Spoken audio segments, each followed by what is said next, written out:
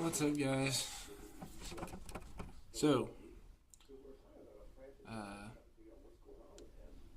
Sunday, I said we had finished our first week, and I said we were going to be parallel parking this week by the end, but actually we started very early, and so we've been doing offset, parallel, alley dock, and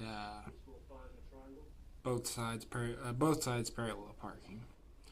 I mean, I know these are fairly boring vlogs, but whatever. I'm just doing it to try. Hopefully there'll be more interesting videos in the future. But for right now, it's just what it is. I haven't really had anything worthy of videos. I've gotten a few pictures, but that's all I've gotten.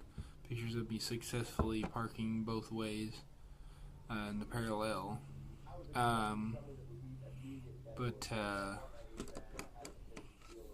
hasn't been nothing much special. I mean, from comparison to the other school that I would have gone to, I've gotten a lot more backing practice with the trailers. A lot more. And I feel pretty confident. I'm not perfect. I do have to pull out a few times, but I'd rather, they say 13 pull-ups are better than one accident, which, costs your whole job, possibly. The shifting's becoming boring. I kind of wish it wasn't boring, but yeah, it's become so easy now. I mean, it's just like, you get in there the first time and it's like hell. You just feel like you've been so defeated by a piece of mechanical metal. The Eaton Fuller, or just driving a truck when you don't have synchros. And see, I drive a car that has a manual transmission, has synchros on it, and it's really easy to drive. You get in the truck, it's a whole nother damn idea. It's a whole nother universe. Because, you've got a vehicle that, instead of like my little 4-cylinder that the RPMs just go and take forever to go down, diesels, because they're so high compression, they drop RPM very quickly. And at the same time, you've got to sync up switching the gears. And if you don't sync up, you're just going to grind them all day. Double clutching, which unfortunately by DOT we have to double clutch, which I wish we wouldn't. Some people say when it deals with floating gears, like my father, he'll tell me, oh, well, that's dealing with racing. It's dealing with race cars and whatnot. Because apparently, you're floating the valves, you're getting the RPM where it can only go, and then you're shifting at another speed. But as I recall, by universal terms, floating gear, most people, common knowledge, floating gears is where you're basically getting everything synced up without having to use the clutch and going into the next speed. Unfortunately, they make us do this double clutching. And of course, I got the hat. Decided to buy a hat, so now I'm all representing while I do my shitty workout in the yard. So we've got basically the rest of this week, and then we got next week, which is our driving week. Tomorrow we're going to be doing more backing practice, and we're going to do the wonderful serpentine, which I'm not too excited about. Of course, we all know serpentines where you got to go around 2 barrels and whatnot. You got to make this thing, serpentine, and it's not going to be very fun. But I don't know. Maybe it'll be easy. Maybe I'll come back tomorrow and I'll be freaking boss at it. I don't know. Today's been pretty good improvement. I'm not being a serial killer of cones, because for anybody who's curious about when going to school for truck driving, just expect you're going to grind gears and you're going to be a serial killer for the cones or barrier barrels. You're just going to kill them. It's just how it goes, and you got to accept it. But the good thing is I'm to the point where me and the other classmates, we're not actually hitting. We're actually, one of the big things that a lot of people in truck driving think is a bad thing or look down upon is getting out and looking where you are. Well, for everybody who thinks if you're a true driver you don't have to get out, it's a bunch of bullshit. Getting out is worth it, because that's your paycheck. And if you didn't get out just because of your simple dignity of wanting to look like a good driver in front of everybody else, it's not going to get you anywhere but in trouble. I mean, that's it. It's just going to get you in trouble. It's just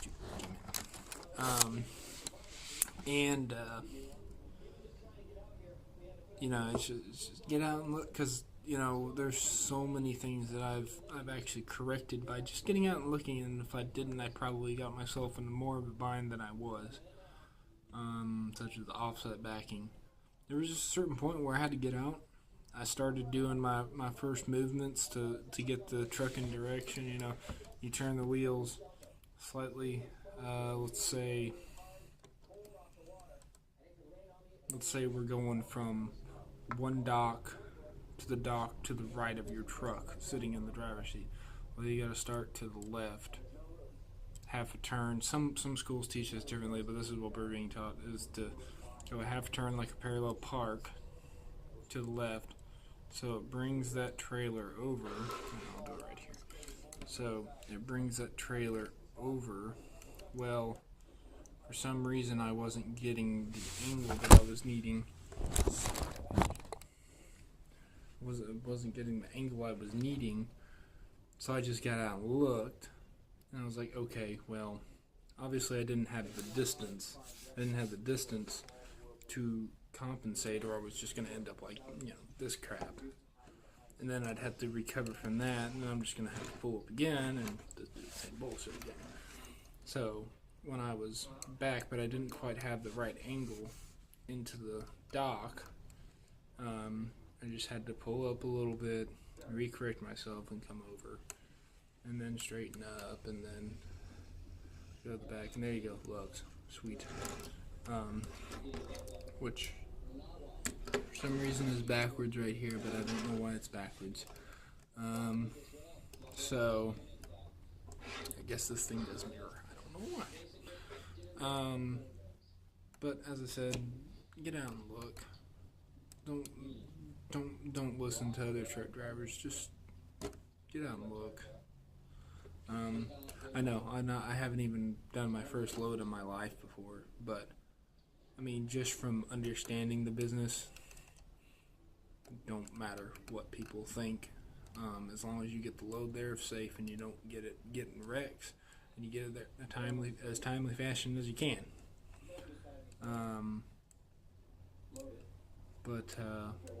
But when it comes to the schooling, tomorrow we're going to be doing the S-turn, as I was saying, where you're going to start a barrel here, and let's say there's a barrel up here nearer to your face. And so we basically got to take this thing straight and then come back around. Of course, that just completely sucked. But, so we got to do it like a parallel park, and then come back, and then, and then do the same thing again, and then come back around, and where you are is where the dock would be. Then after that, we're going to do some more bobtail. We're probably going to do some more bobtail on the road, because we've already got some bobtail shifting practice on the road. And then we got shifting practice in the yard, because we got 3 trucks. No tankers. We've got 3 trucks. 2 of them technically are way out of DOT spec, but they're yard trucks. They work. They have a small air. One of them has a small air leak. The other one it's just old. It works. It does its job, and probably if there was a little bit of work into it, it'd probably be DOT, but neither of them are DOT spec. And then for our truck, that's our one that'll go take the test and everything, is a Kenworth T700, which I think that's as truckers would call it. It's basically it's over the road, sleeper berth, cab over, whatever you want to call it. It's the big one with the big tall, hang a chandelier in the ceiling one. T700, and it's very nice. It's 2012. I never got a chance to see the miles, but it was a road truck for a year or so before they brought it in and became the training truck. But really nice and rebuilt transmission, really tight Eaton Fuller 10-speed. Which the truck's good. I'm very happy to have that truck to go take my test with. Wish it was an automatic just to pass the damn thing, but oh well. Might as well learn the hard, run the true way, but you guys that drive trucks, say, hey, don't drive an automatic, but I don't want an automatic.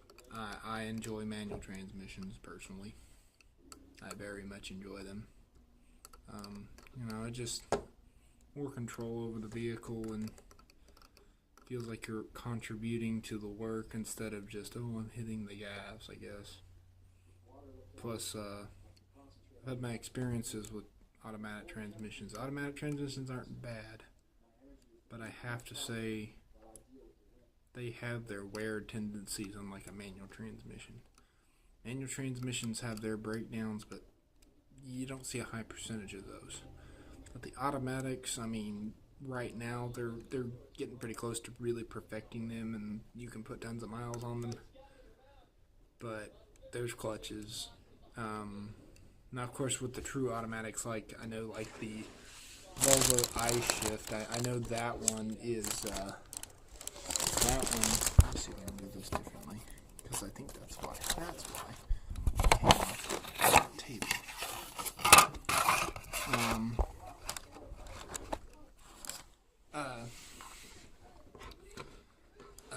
I know Volvo's got the iShift thing, and I assume it's probably still a full manual transmission internally, but it's completely automatic. You don't do anything. But what's the sport in that? I could understand beer trucks. A lot of beer trucks have automatics, I've noticed. Beer trucks have automatics, which I can understand because they're beverages and you can't get them shooken up too much, or they go flat and where it all escapes out. Other than that, I don't think I would have got into trucking if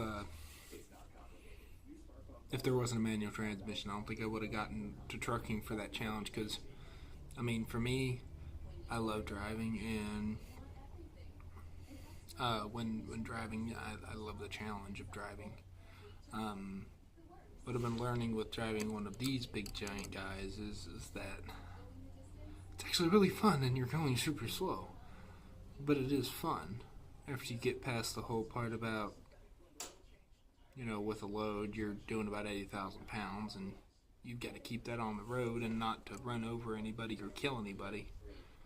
But other than that, as a truck, as driving something big and simple but intricate, it's pretty cool. I don't know about you, but it seems like every kid when they were a kid, they saw somebody driving a big rig, and it was the coolest thing ever. Had that big old steering wheel, big old steering wheel, and you just going around with that steering wheel and stuff. But it was just fun. And but when it comes to the truck, it's fun. It's a lot better opportunity than what I was doing before, which was a security company where I was getting paid $10 an hour to drive around the Tahoe, which was a good gig for where I'm living, but it was not a good gig for my future. Because I've got a special person in my life who God has blessed me with, and I would like to provide for her and provide, me and her work, and we'll be able to provide enough for us to not have to worry about money. So, it'll work out pretty well because, if anything, take home, I'm doubling my income than what I was coming into this truck driving. Coming into, being a professional driver. I mean, that's pretty much what I consider it, Anybody can say, oh, you're a truck driver, oh, you're this, oh, you're that, but you're a professional driver. You're a Class A driver, and you're certified to drive a vehicle that, in the end, could weigh more, but weigh 80,000 pounds, and that's a pretty big thing to be able to control one of these things. A lot of people don't think about it a bunch, but when you're driving one of these things, you've got 5 to 10 times more attention span that you have to have behind the wheel than driving a regular car. I've always been fairly aware of truck drivers, but have I cut plenty off? Yeah, I've cut plenty off in my life, but day of Friday probably I'll get to really learn how it feels when somebody cut your ass off, because we're going to be going out on the road with the trailer, so that's going to be fun. But that's pretty much it. We're in the middle of week 2. Probably give an update at the end of this week, or maybe Sunday or something. I don't know. I don't even know if I'm going to be trapped here, because last weekend, as I said, we got to drive, but supposedly hell's freezing over here, and we're about to go to single digits tonight. For some reason, in Alvarado, Texas, we're going to go to single digits, but we are.